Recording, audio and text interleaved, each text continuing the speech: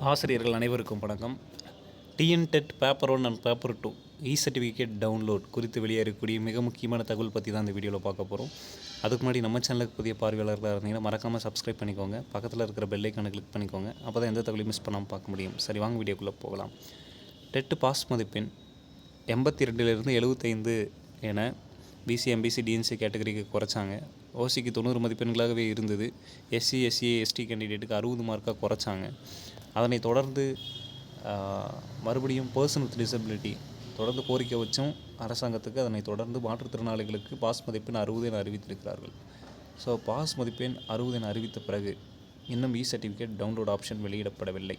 அதற்கு முன்னாடி குறைச்சதுக்கு அரசாணை வெளியிட்டிருந்தாங்க. அதே மாதிரி குவாலிஃபைடு லிஸ்ட்டு வெளியிட்டு சர்டிஃபிகேட் வெளியிட்டிருந்தாங்க. ஆனால் இந்த முறை எதுவுமே வெளியிடப்படவில்லை. இது ஏன்னு சொல்லிட்டு நிறைய தகவல்கள் தொடர்ந்து நம்மக்கிட்ட கேட்டுகிட்டே இருக்கீங்க. சர்டிஃபிகேட் எப்போது டவுன்லோட் ஆப்ஷன் வெளியாகும் அப்படிங்கிற மாதிரி தொடர்ந்து கேட்குறீங்க. இப்போது அனைத்து கேட்டகரிக்கும் 60 மதிப்பெண் பாஸ் மதிப்பெண்களாக கொண்டு வர வேண்டும் என்ற வழக்கு நீதிமன்றத்தில் நிலுவையில் உள்ளது. இரண்டாவது, அரசாங்கத்திடமும் கோரிக்கை வைத்திருக்கிறார்கள். அதனால் அது சம்பந்தமான அறிவிப்புகள் வெளியாவதற்கான வாய்ப்புகள் இருக்கிறது.